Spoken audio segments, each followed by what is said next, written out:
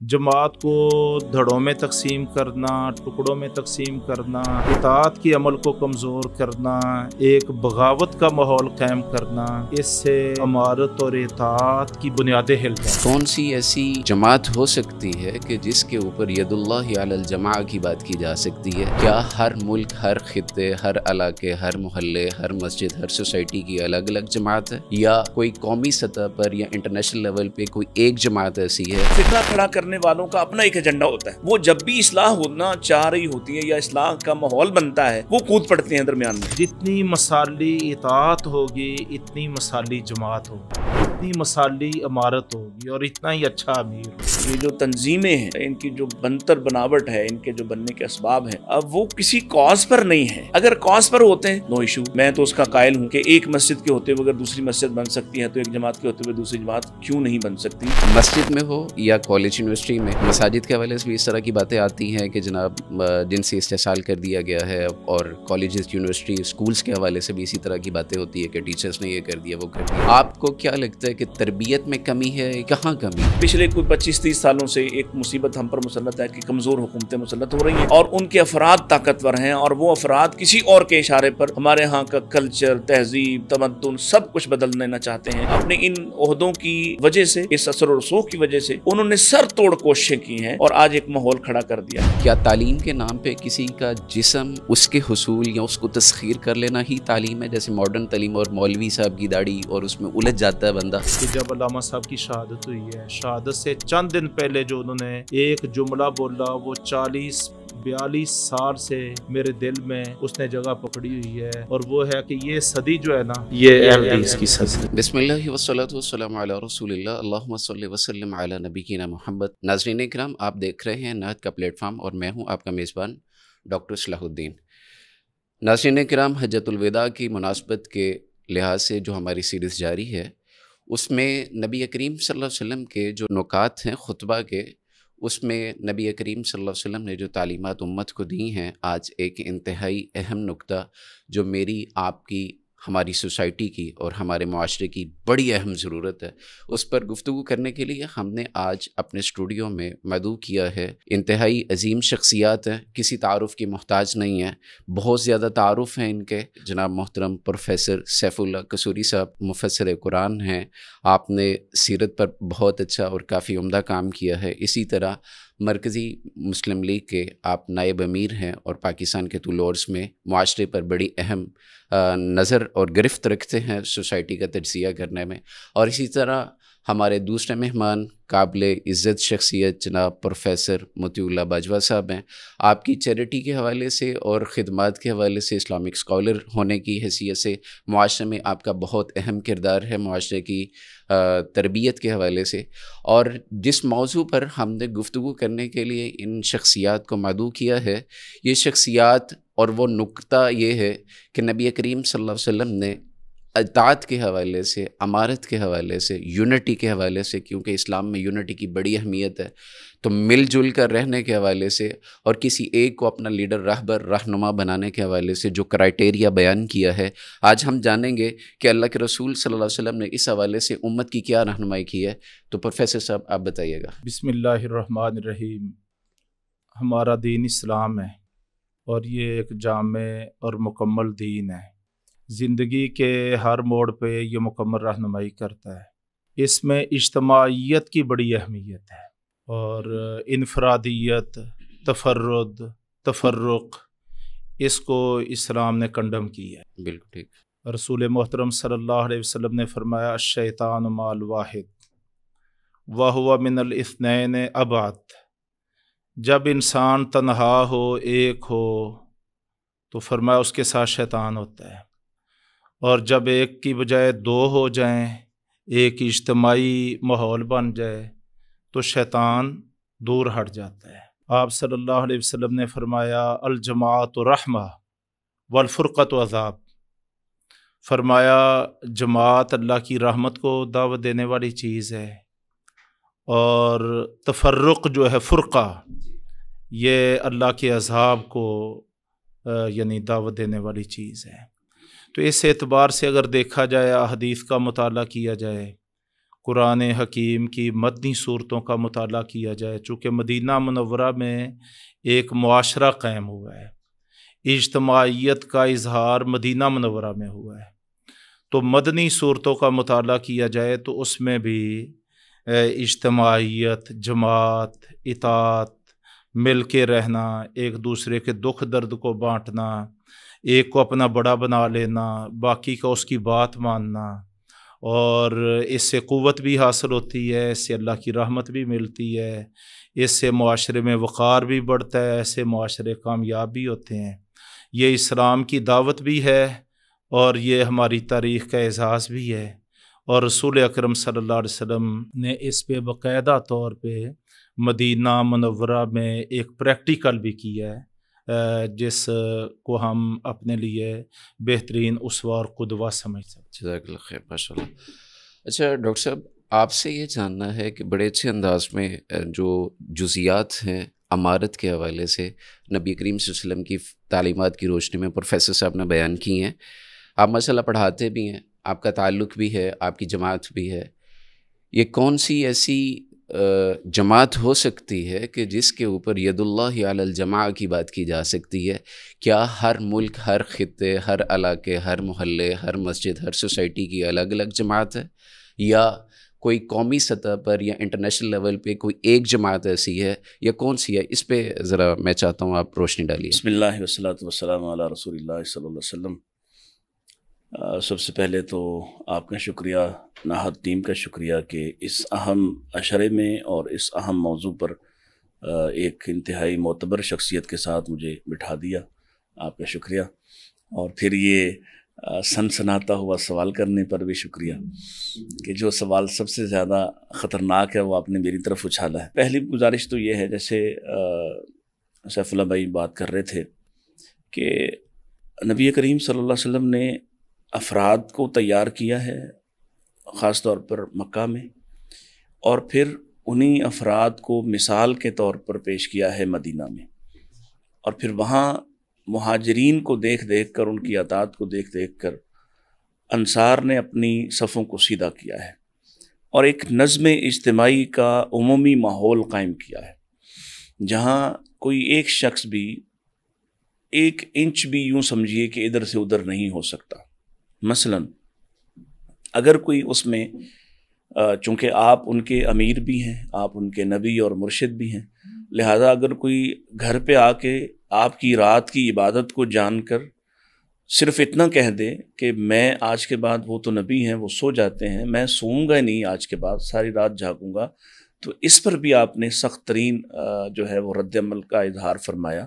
کیونکہ یہ نظم اجتماعی کا معاملہ تھا۔ اس حوالے سے، اس اعتبار سے، اور پھر نبی کریم علیہ الصلوۃ والسلام نے جب یہ بات ارشاد فرما دی، صحیح بخاری کی روایت ہے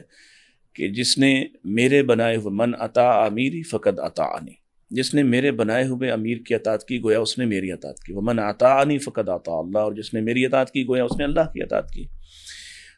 یہ جو معاملہ ہے، ایک سب سے پہلا تو یہ حال ہونا چاہیے، اس کے بعد ہم ید اللہ علی الجماع کی طرف آتے ہیں کہ نظم اجتماعی جو ہے، اس کو قائم کرنے کے لیے رسول اللہ صلی اللہ علیہ وسلم نے جو ماحول قائم کیا، جو معاشرہ قائم کیا، جس کی بنیاد مدینہ میں رکھی گئی ہے، اور اللہ تعالیٰ نے آپ کو موقع بھی وہاں فراہم کیا اور آپ ذمہ دار بھی وہیں تھے۔ اس سے پہلے ایک ایسے معاشرے میں تھے جہاں اور طرح کا مقابلہ تھا، وہاں تو اپنے عقائد کو بیان کرتے جانا، ان کے ابلاغ کرنا، ان کی دعوت دینا، اور آہستہ آہستہ ان میں سے کچھ بہتر لوگوں کو اللہ تعالیٰ کی توفیق اور رحمت سے چننا، اور پھر اصل جو معاملہ ہے وہ مدینہ کا ہے۔ یہاں اتنی سی بات، مثلا ایک اور مثال میرے ذہن میں آ رہی، میں اختصار کے ساتھ، کیونکہ لوگوں نے بات سنی ہوتی ہے پہلے، کہ حضرت عبداللہ بن رواحہ کو جو آپ نے بھیجا رضی اللہ تعالیٰ عنہ کو، اور انہیں کہا کہ تم چلے جاؤ اور فلاں جگہ پہنچ جاؤ اور تمہارے ساتھی وہاں جمع ہو جائیں گے، اور وہ جب گھر گئے اور دیکھا کہ آج تو جمعہ ہے، اور خیال کر کے وہ رک گئے، جمعہ پڑھا، اور پھر رسول اللہ صلی اللہ علیہ وسلم نے ان سے پوچھا، اور انہوں نے جو عذر بیان کیے کہ میں ہو سکتا تھا کہ آخری جمعہ ہوتا، ملاقات اور آپ کا واعظ و نصیحت، پھر آپ کے پیچھے جمعہ، اور میرے ساتھی جمع ہونے تک میں ان تک پہنچ ہی جاتا۔ اس پر جو آپ نے ارشاد فرمایا، اطاعت امیر کے حوالے سے یہ بات میں اس کو یہاں ریلیٹ کر رہا ہوں کہ آپ نے فرمایا کہ وہ جو میری بات مان کر وہاں چلے گئے، تم اب دنیا جہان کا مال و متاع بھی خرچ کر لو، ان کے برابر نہیں ہو سکتے۔ اللہ اکبر۔ سو یہ جو نظم اجتماعی ہے، اس کی آپ نے تعلیم جس طرح سے ارشاد فرمائی، پھر وہ مثال جس میں آپ نے ایک انصاری کو امیر بنا کر بھیجا، اور انہوں نے، وہ مختلف صحابہ ہیں جن کا نام لیا گیا احادیث کے اندر، کسی نے عبداللہ بن حذافہ سہمی کا نام لیا، کسی نے قیس بن ثابت کا نام لیا، کوئی بھی انصاری صحابی تھے، ان کو بھیجا، اور انہوں نے رستے میں ان کو چیک کیا کہ میری اطاعت کرو گے؟ کریں گے۔ کتنی اطاعت کرو گے؟ رسول اللہ صلی اللہ علیہ وسلم نے جتنی اہمیت دلائی ہے، کہا لکڑی جمع کرو، اور پھر آگ جلا کر کہا چھلانگ لگا دو۔ اب لوگوں نے ایک دوسرے سے مکالمہ کرتے ہوئے کچھ لوگ تو چھلانگ لگانے پر تیار تھے، اور کچھ لوگوں نے کہا کہ ہم آگ سے بچنے کے لیے تو رسول اللہ کے دامن کے ساتھ منسلک ہوئے، تو پھر آگ میں چھلانگ لگانا، گویا آگ ٹھنڈی ہو گئی، امیر کا غصہ بھی شاید ٹھنڈا ہو گیا، اور واپس جب بات رسول اللہ صلی اللہ علیہ وسلم پہنچی تو آپ نے فرمایا اگر لوگ چھلانگ لگا دیتے تو قیامت تک آگ میں ہی جلتے رہتے۔ اس سے آپ اندازہ لگا سکتے ہیں کہ اس نظم اجتماعی کی مسلم معاشرے میں کتنی اہمیت اور کیا حیثیت ہے، کہ آپ اپنے اس فائنل خطبے میں جو آپ نے پورے معاشرے کو اور پوری دنیا کے لیے انسانی حقوق کے چارٹر کے طور پر بیان فرمایا ہے، اس میں آپ امیر کی اطاعت کا حکم دیتے ہوئے نظر آتے ہیں، اور آپ فرماتے ہیں کہ اگر کوئی نکٹا حبشی بھی تم پر امیر بنا دیا جائے تو اس کی اطاعت کرنا۔ آپ بیعت لیتے تھے، صحابی کہتے ہیں کہ بایعت رسول اللہ صلی اللہ علیہ وسلم، اللہ کے رسول ہماری بیعت ہی اس کام پر لیتے تھے، اس میں جہاں ایمان کی بیعت ہے، جہاں نماز کی بیعت ہے، زکوٰۃ کی بیعت ہے، اور وہیں ساتھ ہی ساتھ یہ بیعت بھی موجود ہے کہ تم سمع و طاعت کرو گے معروف کاموں میں، اور کسی صورت پیچھے نہیں ہٹو گے۔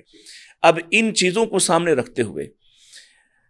جو جماعت کا تصور ہمارے ہاں موجود ہے اور جس پر اختلاف ہے، اور بالکل آپ نے صحیح سوال کیا میری طرف کہ مجھے بھی اختلاف ہے، کہ دیکھیے کتاب و سنت کو ماننے والا ہر شخص اس جماعت کا حصہ ہے، اس کی تنظیم کوئی بھی ہو، اس تنظیم کا کوئی بھی نام ہو، اس اجتماعی طور پر اس جماعت جو کتاب و سنت کو ماننے والی ہے، قرآن و سنت کو اپنا دستور مانتی ہے اور کسی صورت میں اس سے انحراف نہیں کرتی ہے، اس پر انشاءاللہ اللہ کا ہاتھ ہے، وہ ایک جماعت ہے۔ باقی میں یہ جو موجودہ مختلف تنظیمات ہیں ان کو تنظیمات ہی سمجھتا ہوں، اور میں سمجھتا ہوں کہ یہ کوئی بھی یہ دعویٰ نہیں کر سکتا کہ یہ صرف میری جو جماعت ہے یا جس کو میں جماعت سمجھتا ہوں یا جس کا میں حصہ ہوں صرف اس پر اللہ کی رحمت ہے اور کسی دوسری جماعت پر اللہ کی رحمت نہیں ہے۔ ہر اس جماعت پر، ہر اس تنظیم پر بطور جماعت کے اللہ کی رحمت، اللہ کا ہاتھ ہے، جو اس صحیح منہج پر قائم ہے اور صحیح سمت میں اپنا سفر کرتی ہے۔ اگر وہ اپنا سفر درست رستے پر کر رہی ہے تو انشاءاللہ اللہ کی رحمت کا ہاتھ اس پر ہے، اور اگر اس کا وہ چاہے اپنے آپ کو کسی بھی نام سے موسوم کر لے، اگر وہ اس بنیادی رستے سے ہی منحرف ہے تو پھر اللہ کی رحمت کا کوئی ہاتھ کسی پر نہیں ہوتا ہے۔ جزاک اللہ خیر۔ اچھا پروفیسر صاحب، بڑے اچھے انداز میں ڈاکٹر صاحب نے بات کی ہے۔ اب یہاں پہ ایک سوال جو آ رہا ہے بنیادی طور پہ وہ یہ ہے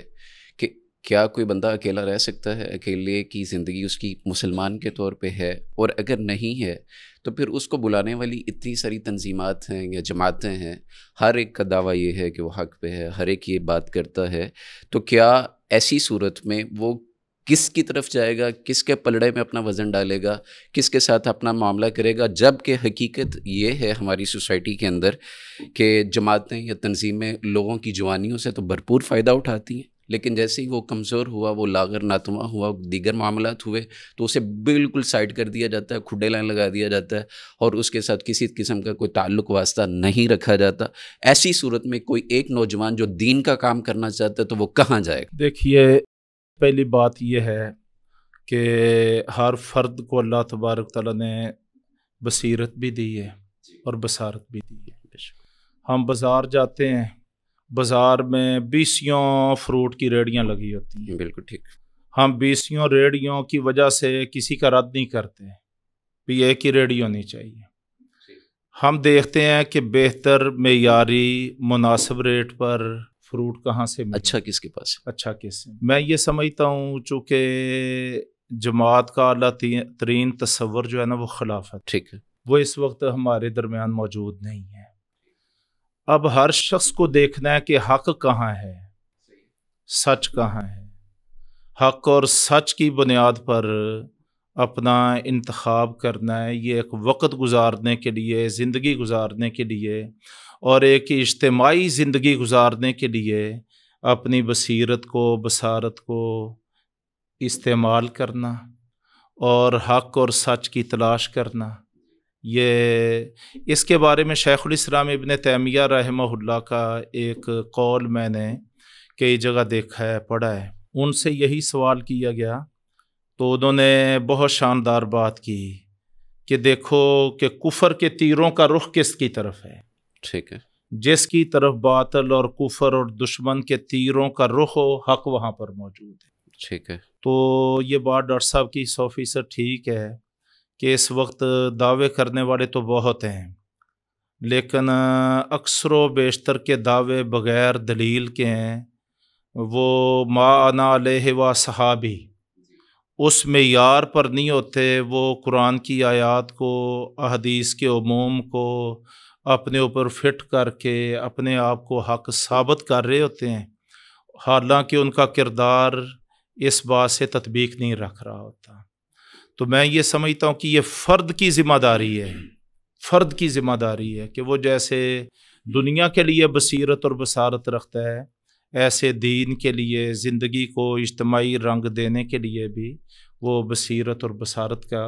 استعمال کرے اور دیکھے کہ وہ جنت کی منزل تک کہاں سے پہنچ سکتا ہے، ایسا کون سا مجموعہ ہے، کون سے لوگ ہیں، کون حق کے قریب تر ہے،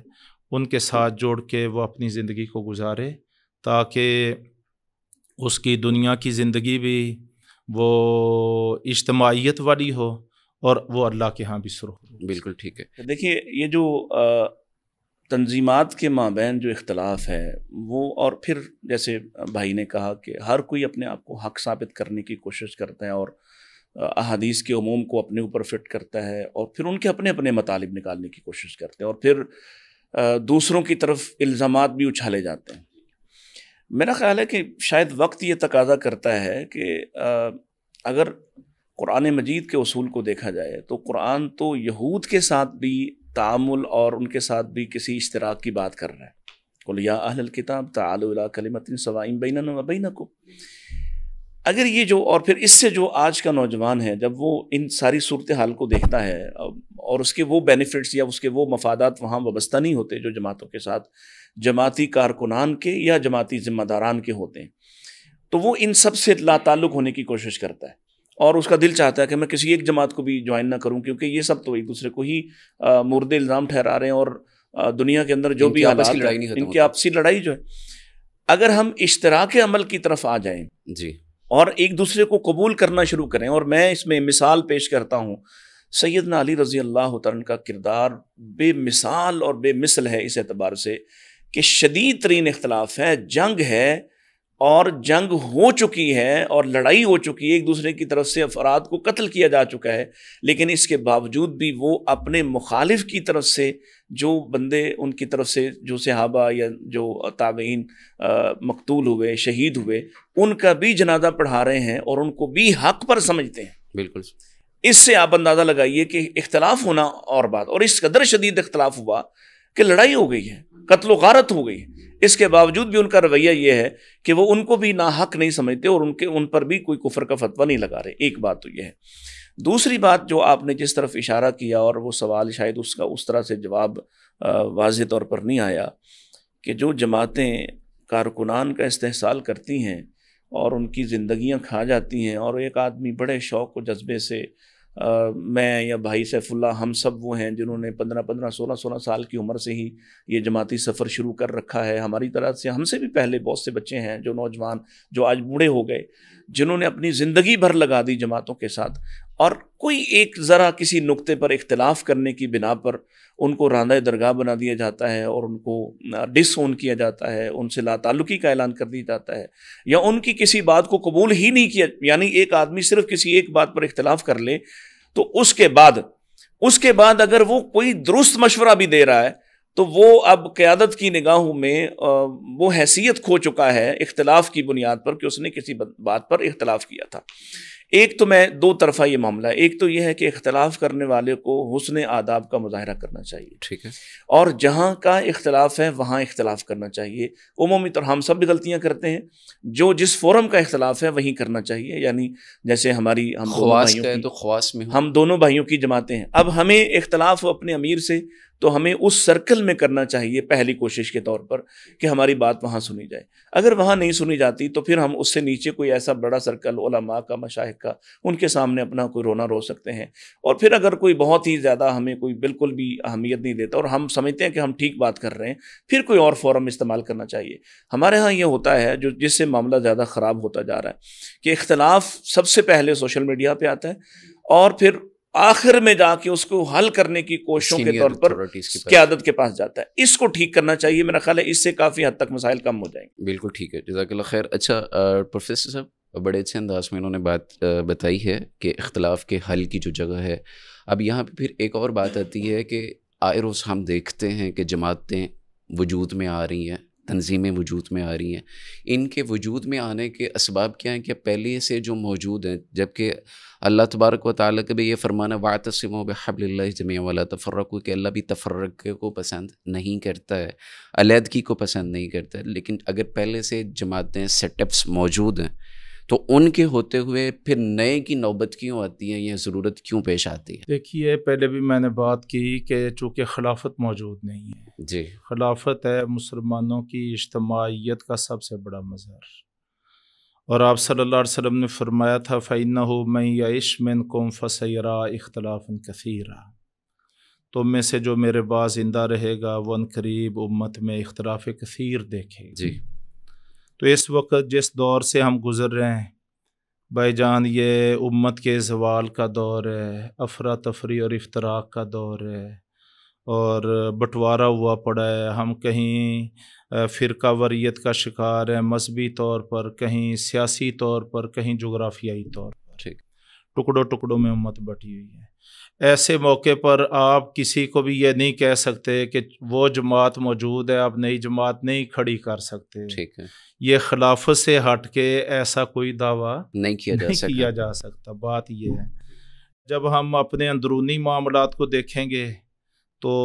اس میں بہت ساری تاریک پہلو بھی آئیں گے، ٹھیک ہے، لیکن اس وقت امید کو کھڑا کرنا اور لوگوں کو ایک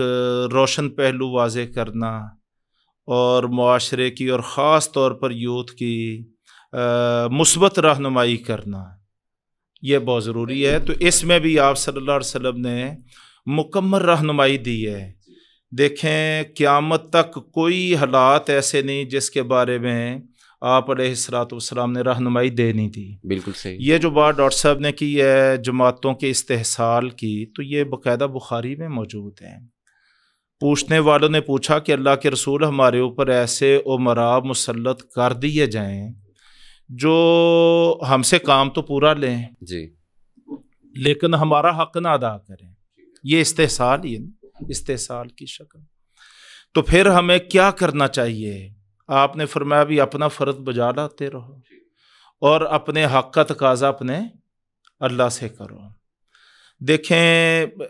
فرد کا بعض اوقات استحصال ہوتا ہے، بعض اوقات افراد مل کے جماعت کے استحصال کر دیتے ہیں۔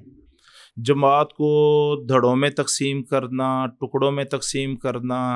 اطاعت کے عمل کو کمزور کرنا، ایک بغاوت کا ماحول قائم کرنا، اس سے وہ امارت اور اطاعت کی بنیادیں ہل جاتی ہیں۔ بالکل ٹھیک۔ اور یہ کام سیدنا عثمان بن عفان رضی اللہ عنہ کے نصف آخر دور میں خلافت میں شروع ہوا، اور آپ دیکھ لیں کہ کتنی مضبوط بنیادوں کو اس نے ہلا کے رکھ دی۔ اچھا، اگر میں سمجھنے میں غلط نہیں ہوں تو کیا اسے ہم کرسیوں کی لڑائی کہہ سکتے ہیں؟ دیکھیں، ایسا تو ہے، اس میں کون سا انکار ہے؟ ٹھیک ہے۔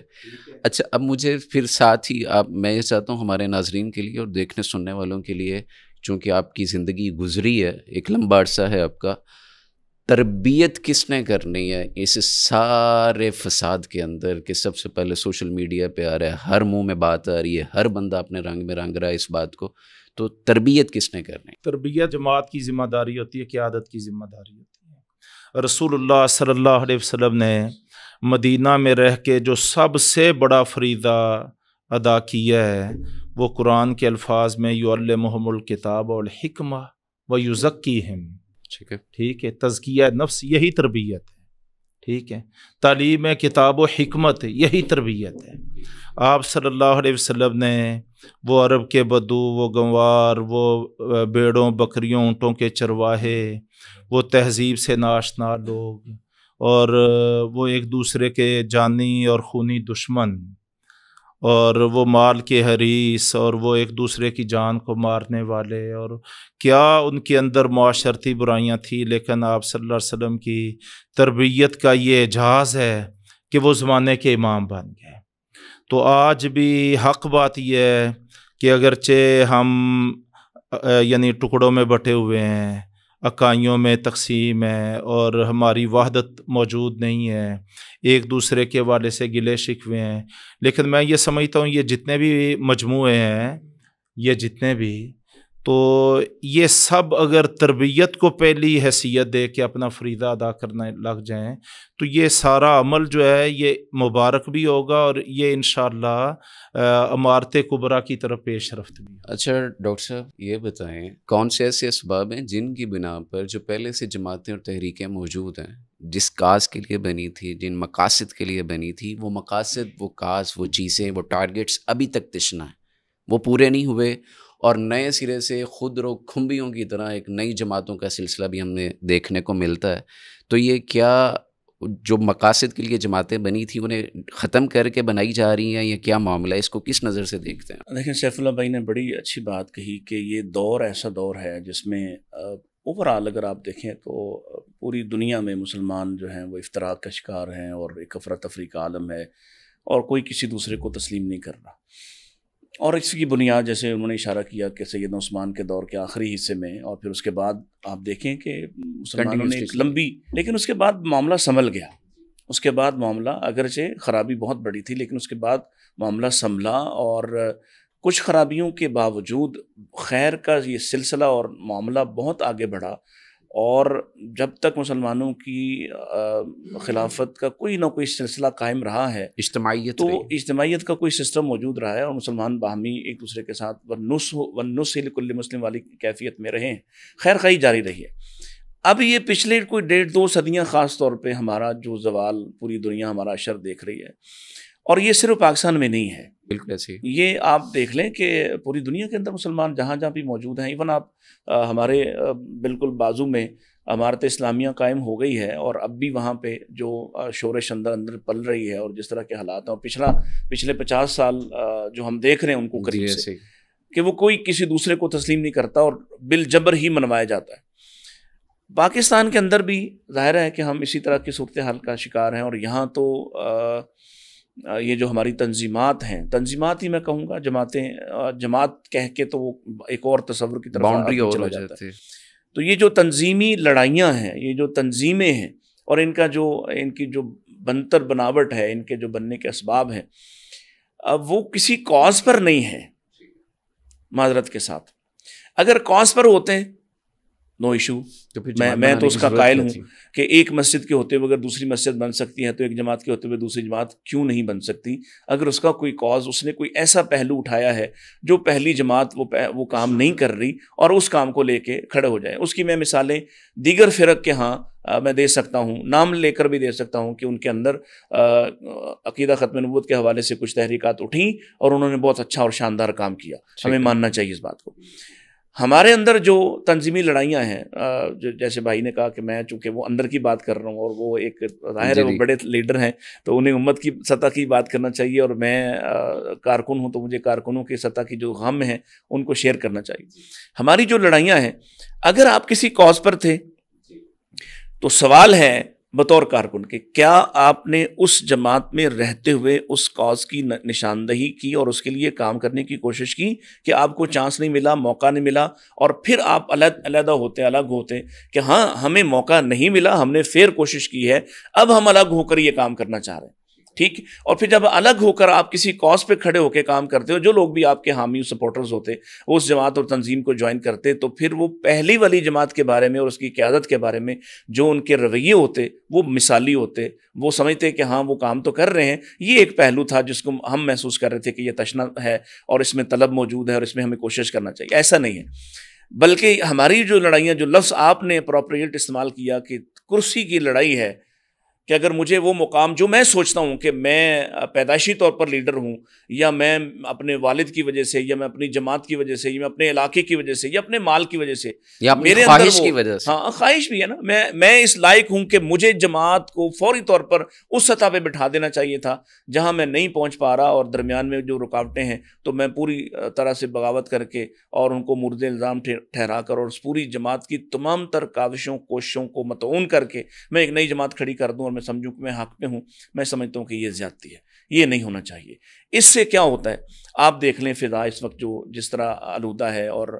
ہم سب ہی کتاب و سنت کے داعی اور دعوت دینے والے اور نام نہاد اور پرچارک ہیں، لیکن جو اس وقت ماحول بنا ہوا ہے وہ ان نئی تنظیموں کے کھڑا ہونے سے اور پھر ان کی طرف سے پہلی تنظیموں اور اس کی قیادت کو مطعون کرنے سے اور ان پر لان تان کرنے کی بنا پر پھر وہاں سے بھی ظاہر ہے وہ کوئی کسی اور جہان کے رہنے والے تو نہیں ہیں، وہ اسی زمانے کے لوگ ہیں. ادھر سے بھی جو تیر و تفنگ استعمال کیے جا رہے ہیں، اس سے وہ عام آدمی جو آپ کے اوور آل اس منہج کا حامل ہے، وہ جب آپ کو دیکھتا ہے، یا وہ آدمی جو آپ کے منہج کو دوسری جگہ پر رہ کر بھی پسند کر رہا تھا اور وہ آپ کی طرف آہستہ آہستہ آنا چاہ رہا تھا، وہ آپ کے بارے میں جو رائے قائم کرتا ہے، اگر وہ رائے آپ کبھی یہ نہ ٹی وی باہر سڑکوں پہ جائے اور لوگوں سے عمومی طور پر سروے کر کے پوچھے، تو یقین کریں کہ وہ بڑے سخت ریمارکس دیں گے کہ ان سب لوگوں نے ان لوگوں کا کتنا نقصان کر دیا ہے. میں اس کی ایک مثال دیتا ہوں کہ میں نام لیے بغیر عرض کر دیتا ہوں کہ یہ جو موجودہ لڑائیاں تھیں، ان کو ایک آدمی جو قریب تھا ہمارے ہاں جمعہ پڑھ رہا تھا اور وہ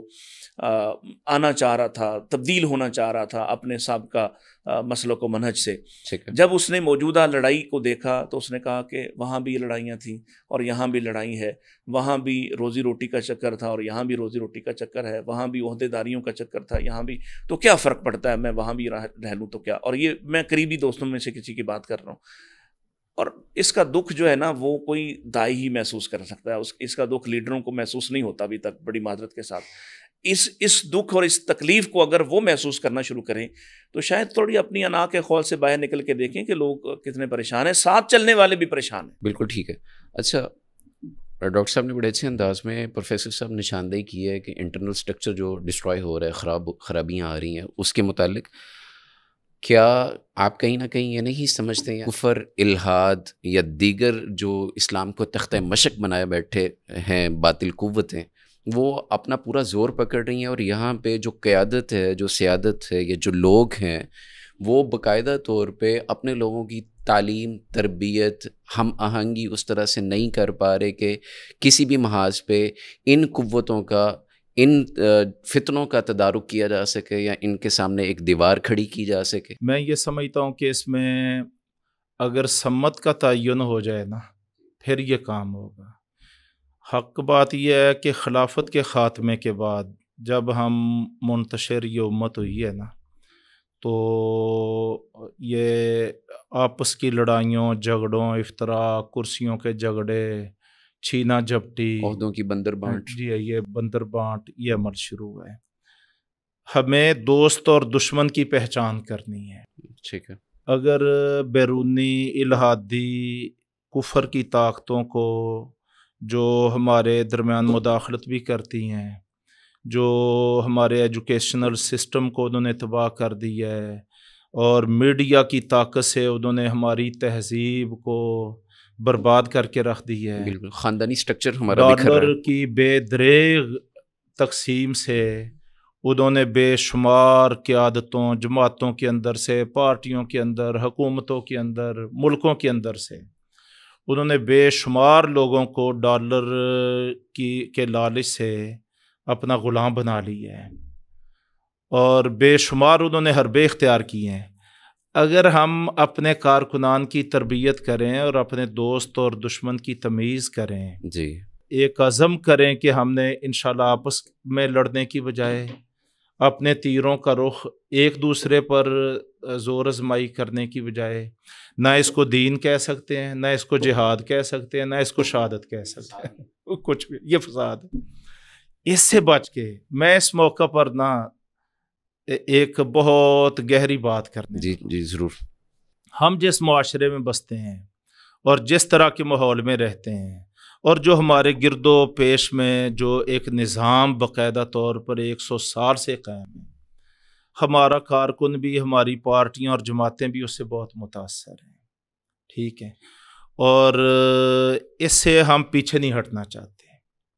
میں یہ سمجھتا ہوں کہ اس کے لیے سب سے پہلے تو قیادت کی اصلاح ہونی چاہیے۔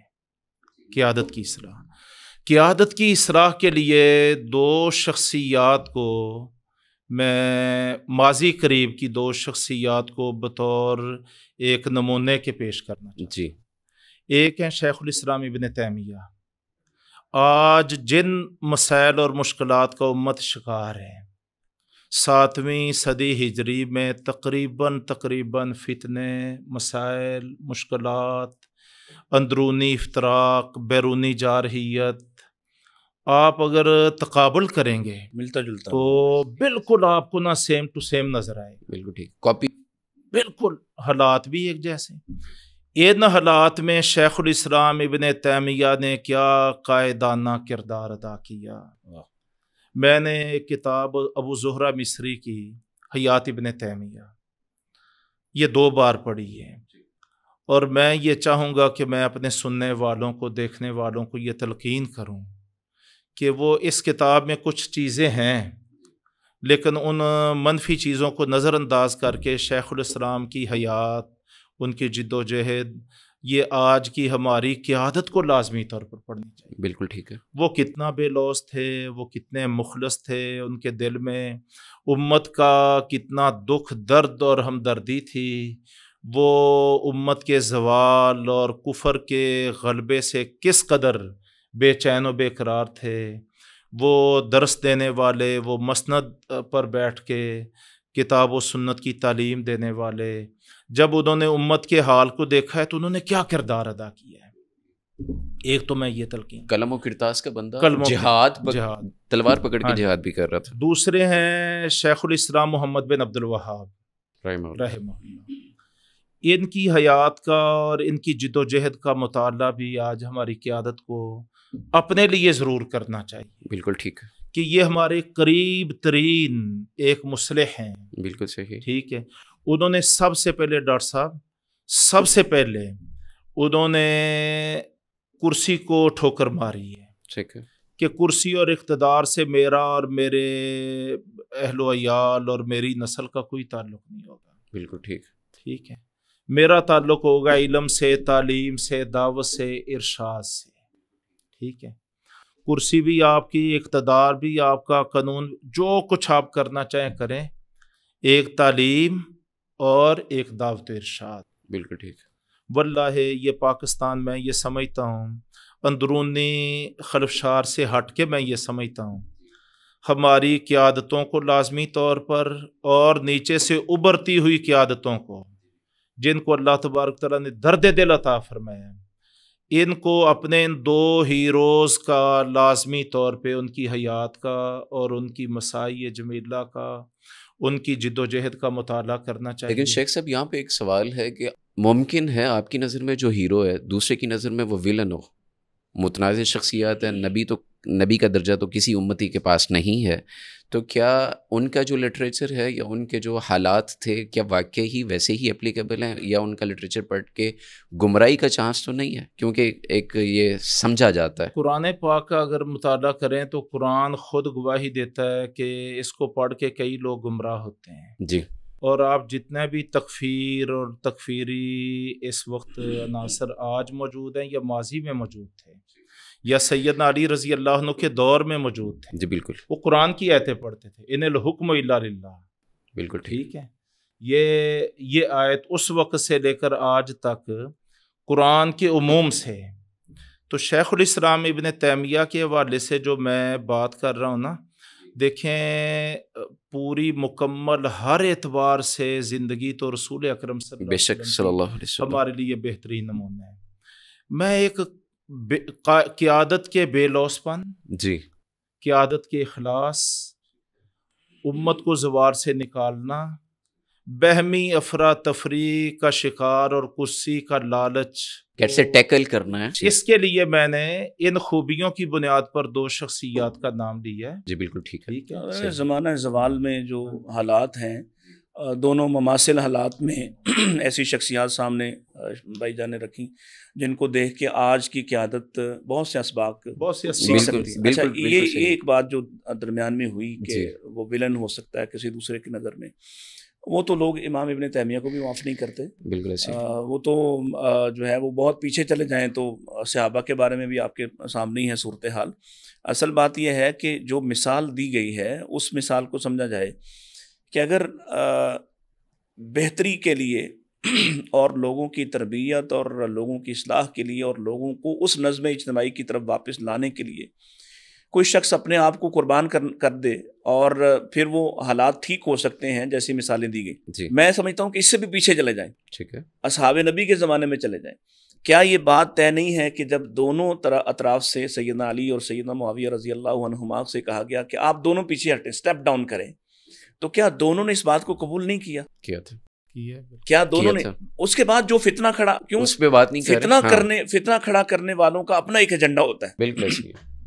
وہ جب بھی اصلاح ہونا چاہ رہی ہوتی ہے یا اصلاح کا ماحول بنتا ہے وہ کود پڑتے ہیں درمیان میں کہ ہو نہ جائے. وہ اصلاح نہیں چاہ رہے. اور وہ جو جیسے ہو رہا ہے نا، بھائی جان نے بات کی کہ قرآن پڑھنے سے جی جی جی قرآن کہہ رہا ہے کہ بعض لوگ گمراہ ہوں گے. اصل میں گمراہ ہی گمراہ ہوتا ہے قرآن سے جو ہدایت تلاش کرنے والا ہے وہ تو کبھی گمراہ نہیں ہوتا. بے شک. تو جو مفسد ہے وہ کبھی اصلاح کا ماحول بننے دیتا ہی نہیں ہے. اس کے لیے وہ کود پڑتا ہے. وہ ہماری موجودہ تنظیموں اور جماعتوں کی بات ہو کہ اگر کہیں دونوں اطراف سے یا 4 اطراف سے بھائی مل بیٹھنے کا ماحول بن جائے تو کوئی ایک مفسد ایسا کھڑا ہوتا ہے جو عین اس وقت میں وہ جاہلیت کا اور عصبیت کا نعرہ لگا دیتا ہے جس سے سارا ماحول بالکل تباہ و برباد ہو جاتا ہے. تو اس لیے کسی شخصیت کو جو مثال کے طور پر پیش کیا گیا ہے وہ لازم نہیں ہے کہ سب کے ہاں اسی طرح سے قابل قبول ہو، لیکن بہرحال اس کی جو مساعی ہیں، اس کی جو کوشش ہے، اور خاص طور پہ اس خاص حصے میں ایک آئیڈیل ہے، اس خاص افتراق کے زمانے میں اور زوال کے زمانے میں جو کردار ان دونوں شخصیات نے پیش کیا ہے وہ واقعی بے مثل کردار ہے. بالکل ٹھیک ہے. اچھا ڈاکٹر صاحب، آپ ماشاءاللہ گہری نظر رکھتے ہیں. جب مقاصد بڑے نہ ہونا تو پھر لڑائیاں چھوٹی چھوٹی باتوں پہ ہی ہوتی ہیں. اس نے مجھے ایسے کیوں دیکھا، اس نے ایسے کیوں، یہ وہ. امت پچھلے 300 سال سے 3 صدیوں سے آلموسٹ فتنوں کا، فساد کا، قتل و غارت کا، میں تو ایک ٹرم یوز کی ہے لیکن بطور مسلمان یا بطور مومن ہم تو یہ کہتے ہیں کہ یہ شہادت کا اعزاز ہے. تو بہرحال لاکھوں کی تعداد کے اندر نبی صلی اللہ علیہ وسلم کی امت کو کاٹ دیا گیا ہے. اور پیچھے جو جماعتیں بنی تھیں، جو معرض وجود میں آئی تھیں، انہوں نے جو قربانیاں دی تھیں، اس کا کوئی فائدہ ان 300 سالوں کے اندر آپ کہیں دیکھ رہے ہیں، یا ہم روب زوال ہی ہیں؟ یہ خون جو بہہ گیا یا بہہ رہا ہے یہ کہیں کوئی رنگ نہیں لا رہا، اس کو کس نظر سے دیکھتے ہیں؟ ایک تو وہی سیف اللہ بھائی نے شروع میں ایک بات اشارہ کیا تھا کہ رسول پاک صلی اللہ علیہ وسلم نے آنے والے حالات، فتن، ان کے اندر سے جو کچھ جنم لے گا اس کی طرف اشارہ کیا ہے. اور پھر وہ جو ایک حدیث میں آتا ہے کہ آپ کی دعائیں قبول ہو گئیں، اور ایک دعا جو ہے وہ نہیں قبول کی گئی. وہ ایک یہی تھی کہ اس امت کے اندر جو باہمی قتل و غارت ہے اور جو اس کے اندر فساد ہے یہ بھی ختم ہو جائے. جیسے باقی ساری چیزیں مان لی گئیں، یہ اجتماعی طور پر غرق نہیں ہوں گے، اجتماعی طور پر عذاب نہیں آئے گا، لیکن یہ اس کا ایک پرابلم رہے گا، یہ جو باہمی طور پر افتراق کی بنا پر قتل و غارت ہے اور جو ماحول بنے گا. لیکن اس کا فائدہ تو کبھی بھی نہیں ہو سکتا. لیکن میں سمجھتا ہوں کہ آگے بڑھتے ہوئے جب آپ دیکھتے ہیں اور بہت کچھ سیکھ لیتے ہیں، اور وہ جو جس بات پر ہمیں تھوڑا سا پیچھے ہٹ گئے، جو پورا میرا خیال ہے اس کو مکمل کرنا چاہیے تھا، آپ کا شاید وقت کم ہو گیا یا ختم ہو گیا، کہ وہ جو تربیت کا ماحول ہے، آپ اپنی تاریخ سے کیا سیکھتے ہیں، اور آپ کی جماعت یا آپ کی تنظیم جو ذمہ دار ہے، اب یعنی آپ نے جیسے بھی بنائی، جس مقصد کے لیے بنائی، اب جب آپ نے بنا لی تو نبی پاک علیہ السلام کے حدیث کے مطابق آپ ہر اپنے جو ماتحت ہے اس کے ذمہ دار ہیں. میرے ساتھ جو کام کرنے والے لوگ ہیں میں ان کا ذمہ دار ہوں، سیف اللہ بھائی کے ساتھ کام کرنے والے یہ ان کے ذمہ دار ہیں، اسی طرح ہمارے جو دونوں تنظیموں کے یا ساری تنظیموں کے مختلف امراء ہیں، کیا وہ یہ سمجھتے نہیں ہیں کہ وہ ذمہ دار ہیں؟ مثال کے طور پر اگر کوئی سمجھتا ہے کہ لاکھوں اس کے کارکن ہیں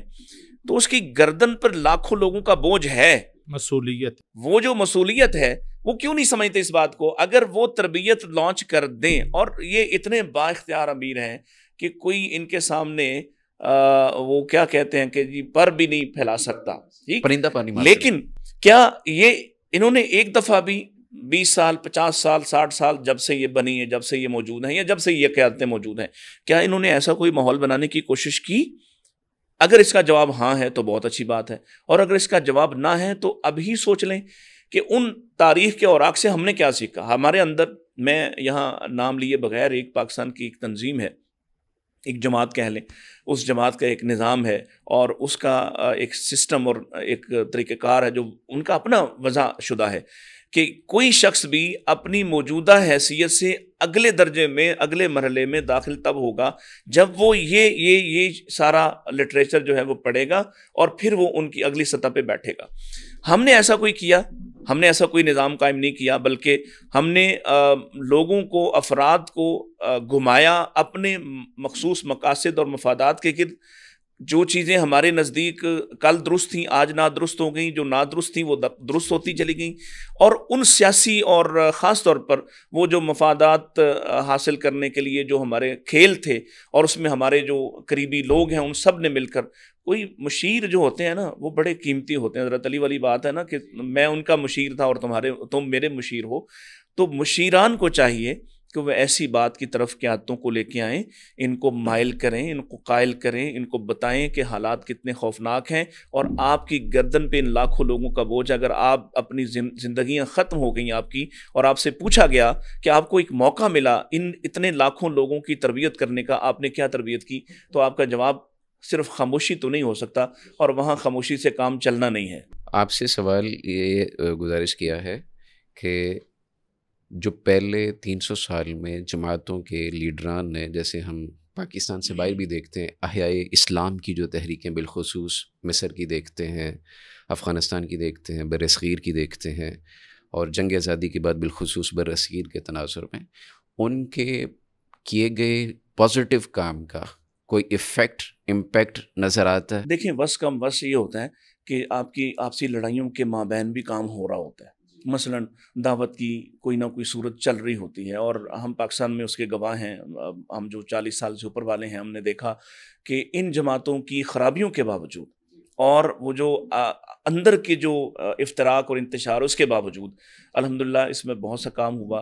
ادارے نئے بنے، مساجد قائم ہوئیں، دعوت و تبلیغ کے مراکز قائم ہوئے، کتب پہ بڑا کام ہوا، حدیث پہ، فہم حدیث پہ بڑا کام ہوا۔ لہٰذا وہ ساتھ ساتھ چلتا رہتا ہے۔ کوئی بھی دور آپ پوری دنیا کا، مسلم تاریخ کا اٹھا کے دیکھیں گے نا، تو یعنی جو بڑے ہی فتنہ انگیز دن تھے، ان دنوں میں بھی قرآن و سنت کے جو مختلف سلسلہ جات ہیں ان پہ کام ہوتا رہا۔ اس دور میں بھی کام، اور ایسے ایسے لوگوں نے، آپ اندازہ لگائیں نا، حجاج بن یوسف کو ہم آج کس نگاہ سے دیکھتے ہیں، اور ہماری نظروں میں ایک ایسا ظالم شخص جو ہے، اس کے باوجود، یعنی ان پر ظلم کا الزام ہے اور ان کی طرف جو چیزیں منسوب کی جاتی ہیں، بعض لوگ اس کا انکار بھی کرتے ہیں، ہم اس بحث میں پڑے بغیر، کہ عمومی تاثر ان کا یہ ہے کہ انہوں نے کچھ زیادتیاں کی ہیں۔ اچھا، اس کے باوجود اس شخص نے کتنے بڑے بڑے کام کر دیے۔ اسی طرح افراد کے علاوہ جماعتیں، کام چلتا رہتا ہے۔ یہ اللہ تعالیٰ کی ایک خاص رحمت ہے کہ مسلمان اپنا سفر جاری رکھیں گے، اور وہ جو شر میں سے خیر نکلتی ہے، مالک کے جو وعدے ہیں وہ اسی طرح نکلتے ہیں کہ یہ کہیں نہ کہیں خیر کا سلسلہ چلتا جاتا ہے۔ امارت کی بات ہو رہی تھی پروفیسر صاحب، ابھی امارت کے حوالے سے کچھ باتیں، تنظیموں کے، جماعتوں کے امیر ہیں، اور وہ اپنے انداز میں اپنے تنگ جو انہیں صحیح لگتا ہے اس حساب سے وہ لے کے چلتے اور گائیڈ کرتے، معاملات کو دیکھتے ہیں۔ امیر کی اطاعت کس حد تک ضروری ہے؟ اور یہ جو خود ساختہ یا بنائے گئے جتنے بھی پارٹیوں کے، جماعتوں کے، پولیٹیکلی ہوں، نان پولیٹیکلی، چونکہ آپ کا پولیٹیکل کیریئر بھی ہے، سو اس وجہ سے بھی پوچھ رہا ہوں، یہ جو امیر ہیں ان کی اطاعت بھی کیا اسی طرح امیر کی اطاعت میں آتی ہے جیسے اللہ کے رسول صلی اللہ علیہ وسلم نے حکم دیا ہوا ہے، یا یہ خود ساختہ ایک بنائے گئے بت ہیں کہ ہر بندہ ہر پارٹی اپنے بت کی ہی وہ پوجا کر رہی ہے اور دوسرے کے بت کو غلط کہہ رہی ہے، یا اس کو شخصیت پرستی کہا جا رہا ہے، یا دیگر چیزیں کہی جا رہی ہیں؟ تو یہ ذرا میں چاہتا ہوں کہ اصلاح کے لیے اس پہ بات کی جائے۔ عمارت کے لفظ کو نا جب ہم اپنے سامنے آنکھوں کے سامنے موجود جماعتوں کے ساتھ اسی تصور میں جوڑیں گے تو یہ خود ساختہ سا ایک خاکہ بن جائے گا۔ ٹھیک، حالانکہ رسول اکرم صلی اللہ علیہ وسلم نے نہ قرآن نے وہ ان تنظیموں اور جماعتوں کو نامزد کر کے یہ احکام ارشاد نہیں فرمائے۔ بالکل ٹھیک، ٹھیک ہے، وہ تو ایک امت کی اجتماعی رہنمائی کے لیے یہ قرآن نے باقاعدہ امیر، امارت، اس کی سماع، اس کی اطاعت یہ تصور دیا ہے تاکہ ایک معاشرتی وحدت بھی قائم رہے اور ایک قوت اور طاقت بھی وجود میں رہے۔ آج کل جو عمارتیں ہیں میں ان کو نا سفر کی عمارتوں پر ہم اس کو تطبیق دے سکتے ہیں۔ ٹھیک ہے، تو سفر میں اگر آپ 3 آدمی ہیں، 4 آدمی ہیں، 2 ہیں، تو 2 آپ اپنے میں سے ایک کو اپنا بڑا مان لیتے ہیں، تو اب سفر میں اس کی اطاعت کریں گے تو آپ منزل پر پہنچیں گے۔ بڑا آپ اس کو بنا لیتے ہیں، بات مانتے نہیں ہیں، تو پھر ہو جائے گا نقصان۔ بالکل ٹھیک ہے، تو اس طرح جو آدمی جس جماعت اور امیر کو بڑا مان لے پھر اس پر واجب ہے کہ وہ اس کی اطاعت کرے۔ اب کہاں تک اطاعت کرے؟ اطاع فی المعروف، جیسے ڈاکٹر صاحب نے وہ واقعہ بھی سنایا اور آگ لگا کے کود جانے والا۔ اچھا، اطاعت ہے معروف میں، لا طاعت لمخلوق فی معصیت الخالق۔ بالکل ٹھیک ہے، وہ سفر کا امیر ہے، وہ جماعت کا امیر ہے، وہ کوئی بھی تنظیم کا ہے، گروہ کا ہے، خاندان کا ہے، وہی سے نیچے جو ہے نا، لا طاعت لمخلوق فی معصیت الخالق، ٹھیک ہے، اللہ کی نافرمانی میں مخلوق کی اطاعت نہیں ہے۔ وہی 2 چیزوں کا نام ہے، ایک اللہ کا قرآن ہے، ایک محمد صلی دوسرا اللہ نبی علیہ وسلم کریم صلی اللہ علیہ وسلم کا فرمان اور آپ کی سنت ہے۔ کا۔ بالکل صحیح، تو اس اعتبار سے میں یہ سمجھتا ہوں کہ تنظیمی اختلافات سے ہٹ کے اطاعت یہ بہت سارے مسائل کا حل اور علاج ہے۔ ٹھیک، جتنی مثالی اطاعت ہوگی اتنی مثالی جماعت ہوگی، اتنی مثالی عمارت ہوگی اور اتنا ہی اچھا امیر ہوگا۔ بالکل ٹھیک ہے، جب ٹریفک یک طرفہ چلتی ہے نا، اب ہماری جماعتوں میں ہم اکٹھے ہو جاتے ہیں، بعض اخلاص کی بنیاد پہ، بعض مفادات کی بنیاد پہ۔ بالکل ٹھیک ہے، ٹھیک ہے، تربیت خود بھی نہیں اپنی کرتے، نہ اپنے شعور کو بلند کرتے ہیں، اور نہ ہی جماعتوں میں یہ سیٹ اپ موجود ہے، تو پھر افراد بھی بڑی جلدی ڈی ٹریک ہوتے ہیں۔ ٹھیک ہے، چھوٹے چھوٹے مفادات کی خاطر وہ حزب اختلاف کا کردار ادا کرنا شروع ہو جاتے ہیں، اس سے عمارت کمزور ہوتی ہے اور اس سے امیر کی شخصیت مجروح ہوتی ہے۔ تو یہ معاملہ نہ 2 طرفہ چلتا ہے۔ میں یہ سمجھتا ہوں کہ اطاعت، سمع و اطاعت یہ نظام اثر میں جماعت کا، بالکل ٹھیک ہے، ہر قسم کے حالات میں کارکن کا کام ہے اطاعت، معروف میں تو اللہ اور اس کے رسول کی اطاعت میں، تدبیر میں۔ بالکل صحیح، اچھا، اب جب سمع و اطاعت مثالی ہوگی تو امیر کو حوصلہ بھی ملے گا، اس کو قوت بھی ملے گی۔ یہ ایک اخلاقی قوت ہوتی ہے جو امیر کو کھڑا کرتی ہے۔ ٹھیک ہے، تو یہ نا ہمارے یہاں پہ بھائی جان خلا ہے 2 طرفہ۔ ٹھیک ہے، تو میں یہ سمجھتا ہوں دونوں طرف اصلاح کی ضرورت ہے۔ ادھر سمع و اطاعت پر باقاعدہ ٹریننگ، مشق اور تربیت کی ضرورت ہے، ٹھیک ہے، ادھر امارت اور مسئولیت کے حوالے سے باقاعدہ طور پہ اللہ کے فرامین اور رسول اللہ کے احکام کو پڑھنے، سمجھنے، اس کو عہدہ سمجھنے کی بجائے ایک مسئولیت، بوجھ، ذمہ داری سمجھ کے ادا کرنے،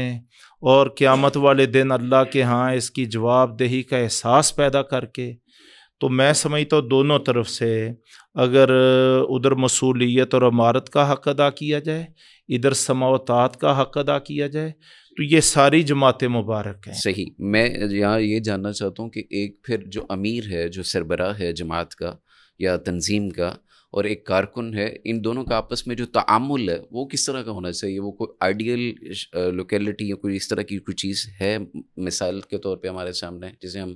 بیان کر سکیں اور کہہ سکیں کہ بھائی اگر کارکن ہے تو یہ کردار ہے، امیر ہے تو یہ کردار ہے کارکن کے لیے؟ کارکن کے لیے تو میں نے عرض کر دیا، علیک السما والطاع فی اسرے کا و یسرے کا و منشاتے کا و مکرہ کا و اثرتن علیک، یہ کارکن کا کردار۔ امیر کا کردار وہ اللہ تبارک تعالیٰ نے قرآن کی سورہ آل عمران میں ارشاد فرمایا فبما رحمت من اللہ لنت لہم، بالکل صحیح، ولو کنت فظا غلیظ القلب لانفضوا من حولک فاعف عنہم واستغفر لہم وشاورہم فی الامر فاذا عزمت فتوکل علی اللہ، یہ دونوں بالکل کردار۔ ٹھیک ہے بات بہت مکمل ہے ماشاءاللہ، بڑی شاندار بات ہے دونوں اعتبار سے۔ جی، اس میں میرے ذہن میں ایک مثال غالباً صحیح بخاری کی روایت ہے کہ ایک صحابی کہتے ہیں میں مقام ربصن سے گزر رہا تھا تو میں نے دیکھا حضرت ابو ذر رضی اللہ عنہ نظر آئے، تو میں نے ان سے پوچھا آپ یہاں کیا کر رہے ہیں؟ تو انہوں نے کہا میں شام میں تھا اور میرا معاویہ رضی اللہ تعالیٰ عنہ سے اختلاف ہو گیا اس بات پہ کہ وہ یہ سمجھتے تھے کہ یہ جو قرآن مجید کی آیت ہے والذین یکنزون الذھب والفضہ ولا ينفقونها فی سبیل اللہ، یہ یہود کے لیے ہے، بنی اسرائیل کے لیے، ہمارے لیے نہیں ہے۔ ہم یہ سمجھتے ہیں یہ ہمارے لیے بھی ہے۔ جی، اس پر ہمارا اختلاف ہوا اور اس اختلاف کو حضرت امیر معاویہ نے حضرت عثمان غنی رضی اللہ عنہ کے پاس لکھ بھیجا، تو انہوں نے مجھے وہاں سے لکھا کہ آپ مدینہ آ جائیں۔ اور جب میں مدینہ آیا تو مدینہ میں ظاہر ہے کہ صحابی رسول بھی ہیں اور رسول اللہ صلی اللہ علیہ وسلم کے محبوب صحابیوں میں سے ہیں، تو لوگوں کا رش لگ گیا ان کے گھر اور آنا جانا اور ان کی طرف، تو وہ خود آئے۔ اب آپ اندازہ لگائیے کہ ایک کارکن کو کیسا ہونا چاہیے۔ جی، وہ خود آئے سیدنا عثمان کے پاس اور آ کے کہا کہ لوگوں نے تانتا باندھ لیا میری طرف، تو مجھے آپ بتائیں کہ میں کیا کروں۔ یعنی انہوں نے اس مقبولیت کو حکومت کے خلاف، اسٹیٹ کے خلاف استعمال کرنے کی کوشش، یا اپنے امیر اور اپنے خلیفہ کے خلاف یہ نہیں کہا کہ میرا پرسنل وہ ہاں ہے، اختلاف ہے، جی، اختلاف ہے اس بات پر، لیکن انہوں نے استعمال نہیں کیا اور انہوں نے خود آ کے کہا کہ میرے لیے کیا حکم ہے۔ تو آپ نے فرمایا، حضرت عثمان رضی اللہ عنہ نے مشورہ دیا کہ پھر بہتر ہے کہ تم مدینہ سے الگ کسی جگہ پر جا کر غیر معروف مقام پہ چلے جاؤ۔ ٹھیک، تو کہتے ہیں اس لیے میں یہاں آ گیا، اور ساتھ فرمایا کہ ولو امروا علی حبشیا، اگر وہ مجھ پر کسی حبشی کو بھی امیر بنا دیتے لسمیت و اطاعت، اور میں اس کی بھی اطاعت اور اس کی بھی بات سنتا، اس کی بھی اطاعت کرتا۔ دیکھیں جب تک امیر اس ضابطے کی خلاف ورزی نہ کرے جی، جو اللہ کے رسول نے بیان فرما دیا، لا طاعت لمخلوق فی معصیۃ الخالق والا، اگر وہ اس دائرے سے باہر نہیں نکلتا تو وہ تنظیمی معاملات میں بھی اس کی بات کی اہمیت ہے، وزن ہے، اس کی بات کو ماننا چاہیے، اس کی طرف اگر آپ اس کے پیچھے ہیں تو ہر وقت پیچھے کھڑے ہو کر شک کرنے سے بہتر ہے کہ آپ یا تو پیچھے صحیح طرح سے کھڑے رہیں، اور اگر کوئی آپ کو اختلاف لگتا ہے اس کا اچھی طرح سے اظہار کریں اور اس جماعت کی اجتماعی نظم کو خراب نہ کریں۔ یہ بھی ہمارے ہاں ہو رہا ہے کہ ہر بات کو لے کے تو شوشہ کھڑا کرنا اور پھر اس پر فساد کھڑا کر دینا۔ اگر آپ اس جماعت کے ساتھ آپ کو شدید اختلاف پیدا ہو گیا ہے تو آپ کو علیحدہ ہونے کا حق حاصل ہے، اس لیے کہ یہ وہ جماعتیں نہیں ہیں کہ جن سے الگ ہو گئے تو آپ کی جو موت ہے وہ میتتاً جاہلیہ ہوگی۔ آپ الگ ہو سکتے ہیں، آپ کسی ایسی جماعت میں شامل ہو جائیں جو آپ کے نقطہ نظر یا آپ کے نظریات کے قریب تر ہے، یا آپ کو لگتا ہے کہ یہاں میری بات سنی جا سکتی ہے، آپ اس کے ساتھ شامل ہو جائیں۔ میں یہاں پہ ایک مشاہدے کی بات کرنا چاہ رہا ہوں۔ عمومی طور پہ تنظیموں سے یا جماعتوں سے اختلاف ایک بڑی وجہ جو ہوتی ہے وہ یہ ہوتی ہے کہ پراپر ایک احتساب کی وہ کوئی صورت نہیں ہوتی ہے۔ ہر بندے کے تحفظات ہوتے ہیں، ہر بندے کا استحقاق ہوتا ہے، چیزیں ہوتی ہیں، بطور انسان مفادات بھی ہیں، انسان بھی ہے، لالچ بھی ہے، کوئی سیکریفائی بھی کر رہا ہے، کوئی لالچ کر رہا ہے، ہر طرح کے لوگ سوسائٹی کے اندر ہوتے ہیں۔ تو یہ جو احتساب کا پیمانہ ہے، اس کو پھر جماعت کے اندر رہتے ہوئے کیا پھر کورٹ جوڈیشری اس سسٹم کی طرف جانا ہے، یا کوئی اپنا سسٹم کھڑا کرنا ہے، انٹرنل کوئی اصطلاحات کرنی ہے، کیا کرنا ہے اس کا؟ دیکھیں ویسے تو جماعتوں کا جو نظم ہے اس کے اندر ہوتا ہے ایک طریقہ کار اختلاف کے حوالے سے، یا جو باہمی نزاعی معاملات ہوں اس پر بھی ایک کوئی نہ کوئی کونسل، کوئی نہ کوئی سطح ہوتی ہے۔ جی، میں اپنی جماعت کو جانتا ہوں کہ وہاں ایسا ایک فورم موجود ہے، بھائی جان بہتر جانتے ہیں، ان کی جماعت میں بھی یقیناً ہوگا۔ جماعتوں میں ہوتا تو ہے، لیکن بعض اوقات ایسا ہوتا ہے کہ ہم محسوس کرتے ہیں کہ شاید اس طرح کی سنوائی نہیں ہو سکتی، جانبداری رہے گی، ہونا چاہیے۔ تو اس پر بھی آپ دیکھیں نا، بڑی شاندار مثال میں نے آپ کے سامنے رکھی ہے کہ اگر پھر بھی آپ کو کوئی شکوہ شکایت ہے تو پھر بھی آپ وہ جو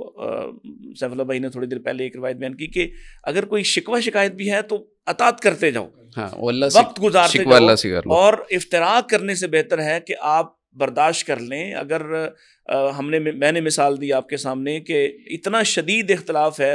علی و معاویہ رضی اللہ عنہما کا، اور اس کے باوجود بھی اگر وہ ایک دوسرے کی باہمی عزت و احترام کرتے ہیں تو ہمارے ہاں جو معاملات ہیں وہ اس درجے کے تو نہیں ہیں. تو اس میں بھی آپ برداشت کریں اور آپ اپنی بات کہہ کے آپ کی ذمہ داری ادا ہو گئی. اس کے بعد اگر امیر یا قیادت اس کو تسلیم نہیں کرتی تو ذمہ داری اب ان کے کندھوں پہ ہے. آپ نے اپنا حق ادا کر دیا، آپ اپنا فریضہ ادا کر چکے ہیں. اب اس کے بعد ضروری نہیں ہے کہ آپ پھر کوئی جھنڈا اٹھا لیں اور اندر کوئی جہاد کا ماحول بنا لیں. جماعت کے اندر جماعت، اسٹیٹ کے اندر اسٹیٹ، وہ والی کیفیت نہیں ہونی چاہیے. اچھا پروفیسر صاحب یہ بتائیے گا کہ اتنی زیادہ اسلامک مائنڈ سیٹ ہے پاکستان کے اندر، تو بالخصوص ہمیں دیکھنے کو ملتا ہے لوگ اسلام پسند ہیں. اگر سروے کروایا جائے تو ہر بندہ اسلامی حکومت کے قیام کی بات کرتا نظر آئے گا. لیکن یہاں پہ پھر یہ ہے کہ امت بحیثیت یا پاکستان کے عوام بحیثیت علم، بحیثیت تقوی، بحیثیت الہیت، یہ ایک زوال کا شکار کیوں ہے؟ اس کا مدعا کس کے سر ڈالیں گے؟ کس کو مورد الزام ٹھہرائیں گے کہ بھائی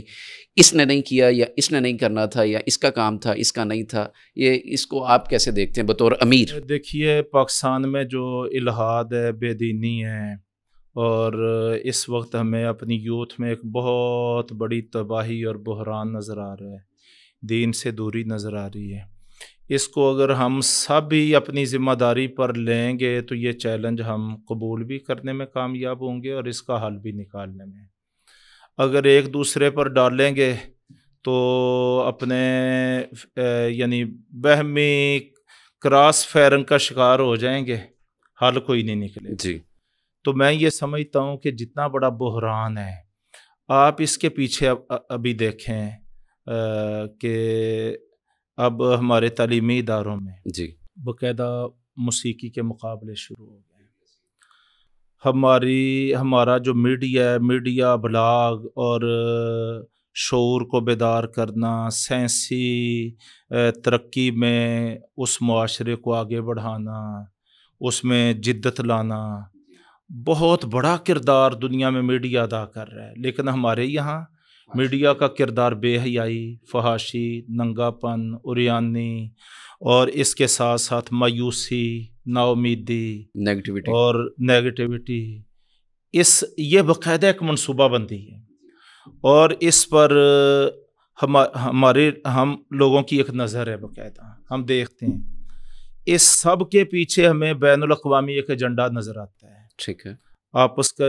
وہ مذہبی افتراق ہو یا سیاسی افتراق ہو، جتنا ہم آپس میں لڑیں بھیڑیں گے، جتنا آپس میں ٹکرائیں گے، ہمارا دشمن اتنا خوش ہوگا. بالکل ٹھیک ہے. وہ یہ چاہتا ہے کہ پاکستان یہ جو ایک کلمے کی بنیاد پر مارز وجود میں آیا، اور یہاں کے لوگ جو ہے نا وہ دین پسند ہیں مجموعی طور، اجتماعی طور، جی جی تو ان کو نہ دین سے متنفر بھی کر دو، مایوس بھی کر دو. تو دشمن اس کے لیے اپنے تمام تر ہتھیار استعمال وسائل کر لگا رہے رہے. وہ کروڑوں نہیں اربوں ڈالر سالانہ ماہانہ پاکستان پر ان مقاصد کے لیے استعمال کر رہے ہیں. بالکل ٹھیک ہے. اپنے ایجنڈے کو مسلسل آگے بڑھا رہا ہے، سلولی اینڈ گریجولی وہ اپنے مقصد کی طرف جا رہا ہے. بالکل صحیح. اس کے لیے بھائی جان ایک جامع منصوبہ بندی کی ضرورت ہے. ہماری حکومتوں سے کوئی بہت زیادہ توقع نہیں ہے. نہ نام بدلتے ہیں، چہرے وہی ہوتے ہیں، بدل اسٹرکچر وہی ہے، چیزیں وہی ہیں. اس لیے کہ وہ سارے ایک نظام اور سسٹم سے جڑے ہوئے ہیں، انہوں نے وہی کلمے پڑے ہوئے ہیں. اس کے لیے وہ لوگ جن کو جو کتاب و سنت کو، اللہ اور اس کے رسول کو، منہج حق کو حق سمجھتے ہیں، یہ شعور رکھتے ہیں اور علم کی طاقت رکھتے ہیں، نظریے اور عقیدے کی پاور رکھتے ہیں، ان لوگوں کو آگے بڑھنا چاہیے اور بڑھ کے ایک اجتماعی تحریک غلبہ اسلام کی جی وہ کھڑی کرنی چاہیے. میں یہ سمجھتا ہوں کہ جب ہم مل جل کے، اب جتنی ہماری آج کی مجلس میں بحث ہوئی ہے، میں انکار نہیں کرتا جماعتوں میں، تنظیمات میں بہت کچھ ہے، لیکن یار جیسے ڈاکٹر صاحب نے قرآن کی ایک آیت پڑھی قل یا اہل الکتاب تعالوا الی کلمۃ سواء، یہ لفظ سوا، کچھ مشترکات تو ہونی چاہیے نا، کچھ مشترکات۔ اگر آج ہماری جماعتیں، ہماری تنظیمات، ہماری قیادت ٹھنڈے دل سے حالات اور چیلنجز کو دیکھتے ہوئے یہ کچھ مشترکات طے کر لیں، نمبر ایک ہے سیز فائر، کہ ہم آپس میں جنہوں نے دشمن کا اور الحاد کا مقابلہ کرنا ہے، اس وقت الحاد سب سے بڑا فتنہ ہے،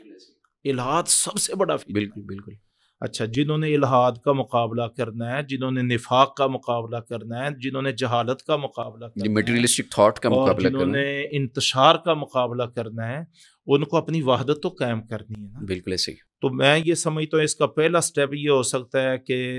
آپسی سیز فائر، ٹھیک ہے۔ نمبر ایک۔ نمبر دو، تعاونوا علی البر والتقوی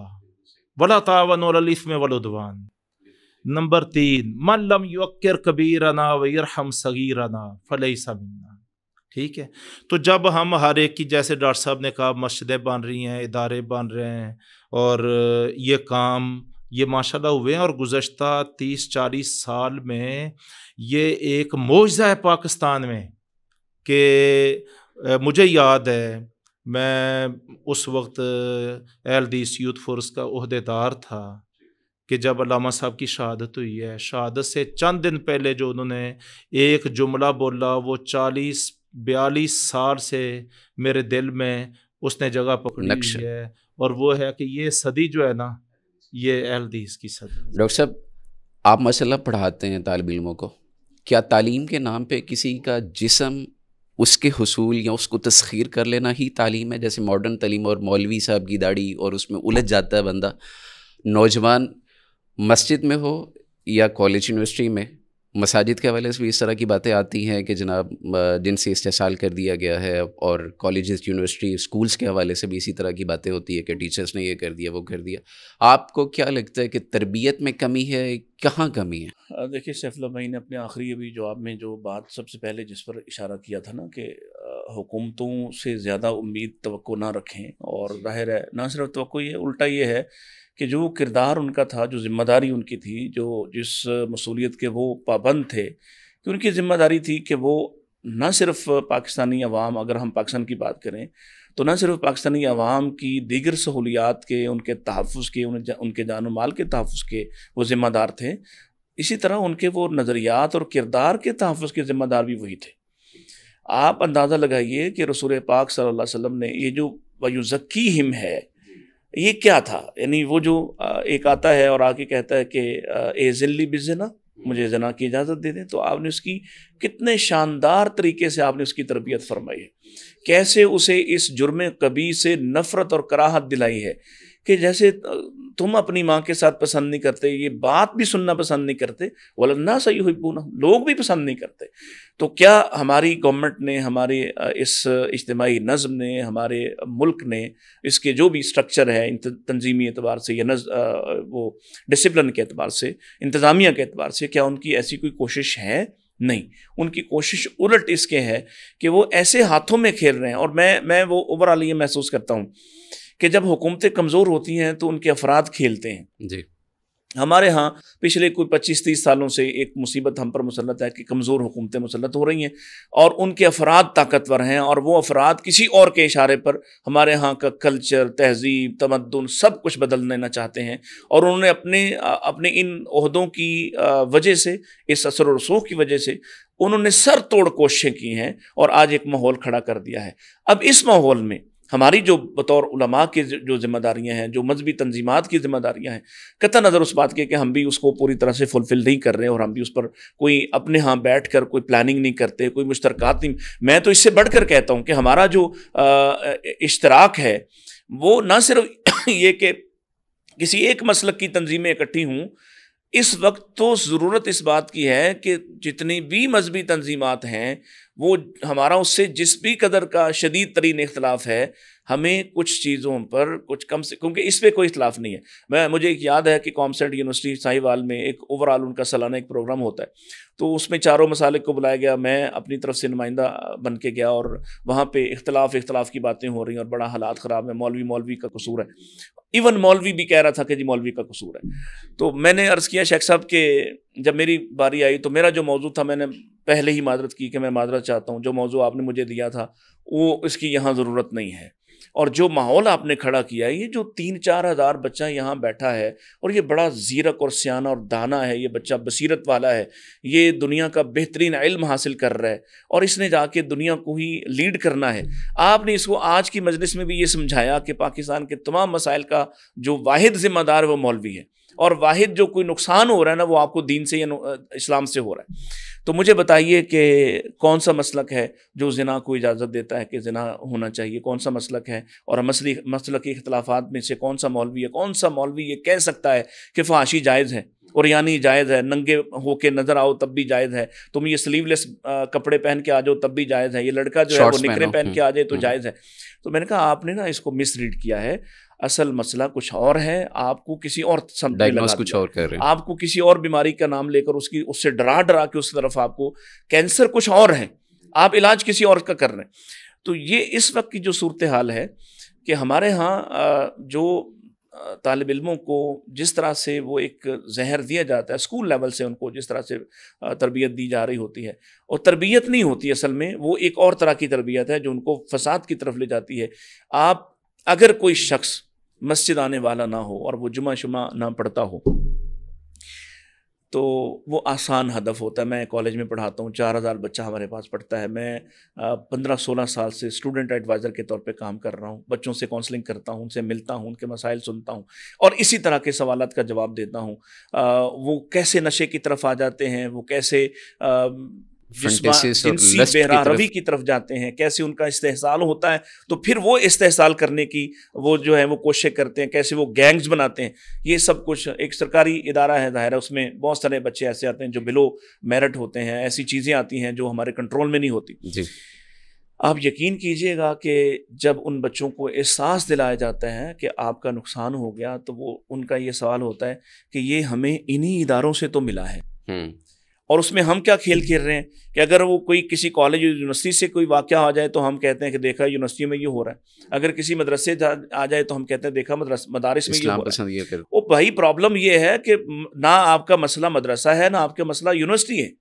آپ کا پرابلم وہ نظم اجتماعی کا خراب ہونا ہے جس نے اپنی ذمہ داری کو قبول نہیں کیا، اور اس نے آپ کی اس قیمتی ترین متاع کو، نوجوان نسل کو، جس کو پوری دنیا انویسٹ کرتی ہے اس پر، پوری دنیا اس پر انویسٹ کرتی ہے، پوری دنیا اس پر اپنی نظریں گاڑ کے بیٹھی ہے، اور آپ نے اس کو چھوڑ دیا ہے کہ وہ الحاد، وہ ملحد ہو جائے، وہ اپنے ماتھے پہ کافر لکھ لے، وہ اپنے گندے پیڈ اٹھا کے، وہ اپنے حیض کے پیڈ اٹھا کے کسی دیوار پہ چسپاں کر دے، آپ اس کو ہائی لائٹ کر رہے ہیں۔ آپ ان کے اندر واپسی جو ہوتی ہے کسی بھی قوم کی، وہ کسی ایک طرح سے نہیں ہوتی۔ قوم نوح، حضرت قوم یونس کو یاد کیجئے، جو ان کی توبہ اور رجوع ہے نا، اللہ تعالیٰ نے قرآن مجید میں فرمایا کہ یہ واحد قوم ہے جس پر آیا ہوا عذاب واپس ڈالا ہے، اور یہ مثال ہے معافی اور توبہ اور رجوع کے اعتبار سے۔ تو کیا وہ انہوں نے کیا کیا تھا؟ وہ مرد بھی نکلے، عورتیں بھی نکلیں، بچے بوڑھے جوان سب کے سب نکلے، اور سب نے ایک ماحول بنایا رونے دھونے کا اور اللہ کے سامنے اوبکا کرنے کا۔ اس ملک کو ضرورت ہے کہ ہم سب مل کر، سیاسی قیادت بھی اور مذہبی قیادت بھی، اگر آپ کو لگتا ہے کہ یہ آپ کا مسئلہ نہیں ہے تو آنے والے چند سالوں میں ہی یہ آپ سب کا مسئلہ ہونے والا ہے جو الحاد آپ پر مسلط ہو رہا ہے۔ بالکل ایسے ہی ہے۔ پروفیسر صاحب، آخری سوال آج کی مجلس کا وہ یہ ہے کہ یہ جو مسلمانوں کی شرعی اجتماعیت ہے، اس کی کیا حیثیت ہے؟ یہ کیسے ممکن ہے، کیسے ہو سکتی ہے، کس طرح اس کو الائنس کیا جا سکتا ہے، اس کے لیے کیا کردار ادا کرنا چاہیے؟ بس میں یہ سمجھتا ہوں کہ اگر ہماری یہ سوچ ہے، اور یقیناً ہماری یہ سوچ ہے کہ اللہ کا دین غالب ہو، دین میں اللہ تبارک و تعالیٰ نے ایک اس کی فطرت میں چیز رکھی ہے اور وہ ہے غلبہ۔ بالکل ٹھیک۔ الاسلام یعلو ولا یعلی علیہ، اسلام ہر قسم کے حالات میں، ہر قسم کے ادوار میں، ہر قسم کے معاشروں میں ہمیشہ غالب رہتا ہے۔ اسلام کے غلبے کے لیے جس چیز کی ضرورت ہے وہ ایک قوت کی ضرورت ہوتی ہے جو مسلمان مہیا کرتے ہیں، ٹھیک ہے، اور وہ معاشرتی اور اجتماعی قوت، بالکل صحیح۔ اس کے لیے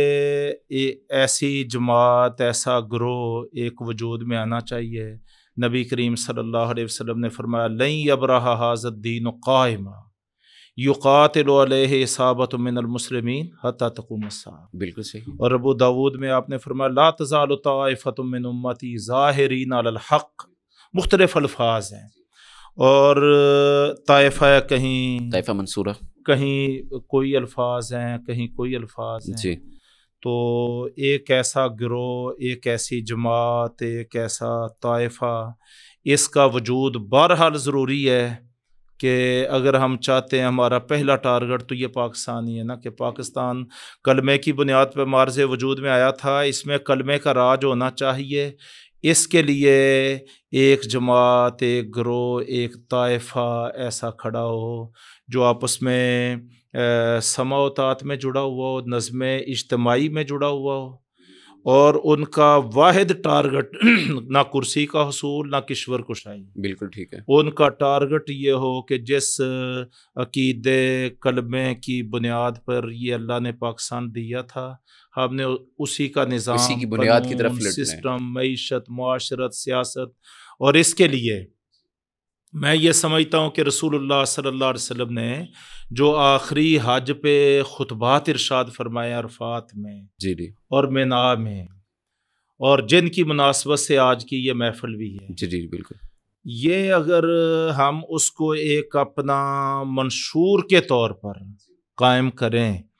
तो आज वो चेहरा भी हम धोने में कामयाब हो सकते हैं जिस इस्लाम के चेहरे पर दिफाई तौर पे, मायूसी के एतबार पे, और इस्लाम चंद रस्म व रवाज का नाम है, बदनुमाई इसलिए कि चाहिए। इस्लाम का जो नुमाइंदगी करते हैं ना, हकीकत में वो इस्लाम के नुमाइंदे नहीं होते, वो फ़िरक़ों के और धड़ों के नुमाइंदे होते हैं, वो शख्सियतों के नुमाइंदे होते हैं। तो इस्लाम का चेहरा धोने की ज़रूरत है। इसके लिए वो सोच जो इस्लाम के अंदर है वही उस जमात और ताइफ़ा में होनी चाहिए, और वो सोच है तफव्वुक़ अज़ीम, एक ऐसी अज़ीम जमात वो हमें बनना चाहिए। और वो अज़ीम जमात की खूबी ये है कि वो समावतात में जुड़ी हुई हो, और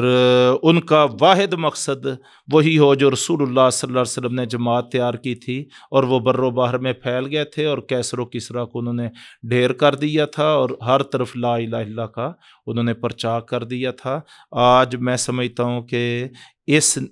सोच की और इस मनहज की और इस क़ुव्वत की ज़रूरत है। बिल्कुल सही, जज़ाकल्लाह खैर। डॉक्टर साहब, आपसे भी यही जवाब मतलूब है कि शरई इज्तिमाइयत कैसे मुमकिन है या क्या किया जा सकता है उसके लिए? बड़ा आसान है, तफसील तो भाईजान ने जिक्र कर दी है। तो मुख्तसर जो 30 सेकंड वाला जो हुक्म है उसके मुताबिक कि सिर्फ आप वापस आ जाएं, जो रसूलुल्लाह सल्लल्लाहु अलैहि वसल्लम ने फरमाया था कि ये कभी गुमराह नहीं होंगे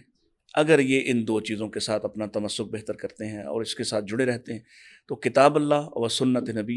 ये दो चीज़ें हैं जो आपको इस शरई माहौल में वापस ले जाएंगी, और तकरीबन वो जो आप सब के आज़ार हैं, वो तंजीमों के हों, जमातों के हों, अफराद के हों, उन सब का इलाज शाफ़ी काफ़ी भी वो भी इसी चीज़ में है कि आप किताब व सुन्नत के साथ वापस पलट आएँ, इंशाअल्लाह सब कुछ ठीक हो जाएगा। बिल्कुल सही, जज़ाकल्लाह खैर। नाज़रीन किराम, आज के प्रोग्राम का वक्त ख़त्म होता है,